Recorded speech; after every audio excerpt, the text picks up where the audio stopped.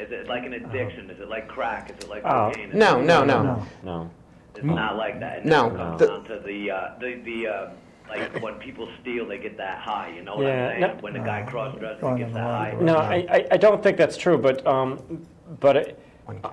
think that it is true that a lot of people that are transsexual start out trying, and certainly I did. I cross-dressed.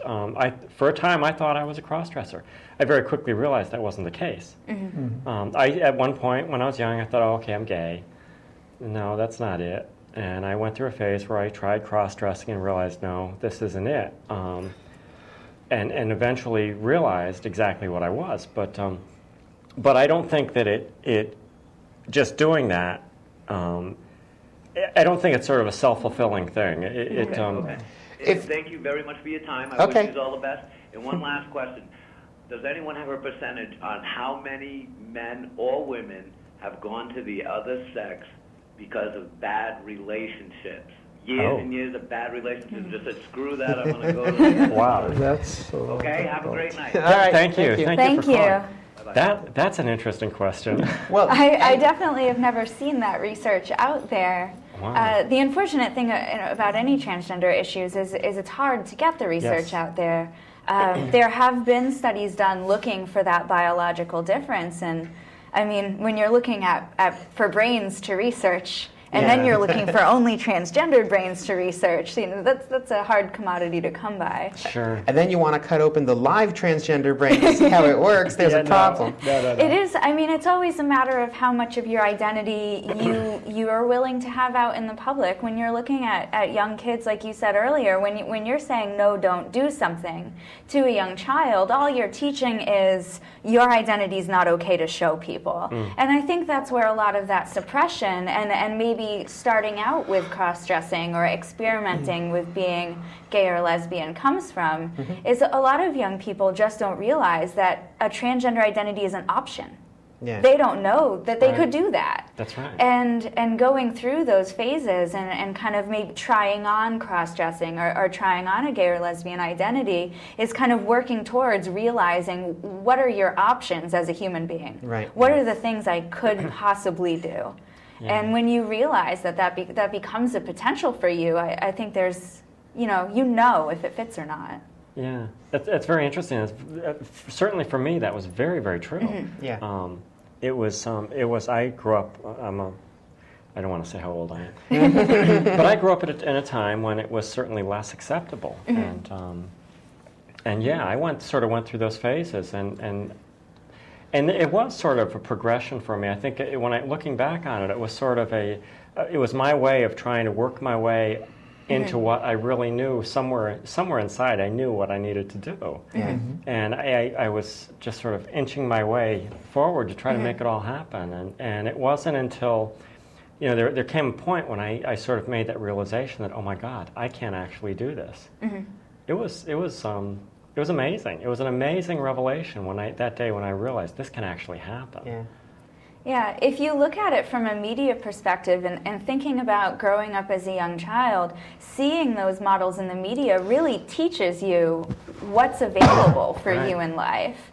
And consistently seeing only those stereotypical images, only those very feminine females or very masculine males, doesn't give a lot of people in rural areas where they don't have those experiences, it doesn't really tell them that that's out there. And that's something that I think is changing. Recently, we see a lot more examples of transgendered people in the media, and they aren't very varied examples, and they are kind of stereotypical examples, but at least there are examples out there. Looking at things like reality TV, you're starting to see, instead of kind of the token gay or lesbian on the show, you're starting to see transgendered people on those shows, and that's, I mean, for the kid watching that show at home, they can see that as a possibility where they might never have even known that was out there for them before. Right. Yeah. And actually, to address to some degree what the caller had been asking about,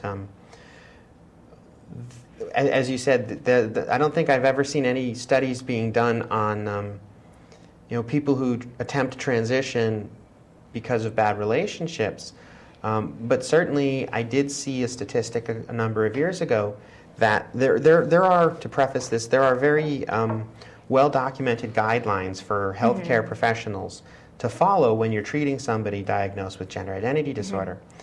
And for the folks that follow the rules and go through the system properly and transition under the care of a doctor, less than half of 1% regretted doing it.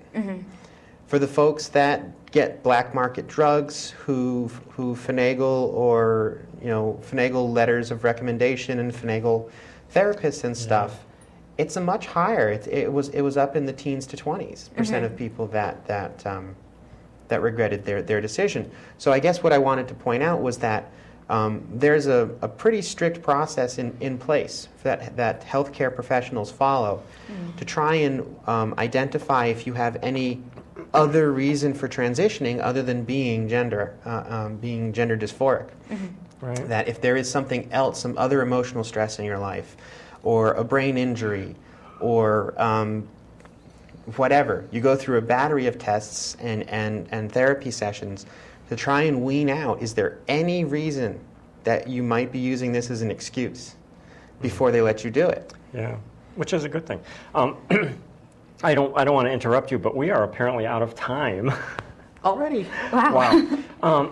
Anyway, I wanted to thank you so much for coming. And I would love to have you come back on the show again. I would love to come back on the show again. Thank you so much for inviting me. I've had a great time. Yeah, it would be great. Certainly, we this is what always happens. We run out of time, and there's so much to talk about. But if you would come back, that would be great. Yes, I would love to. Thank you so much.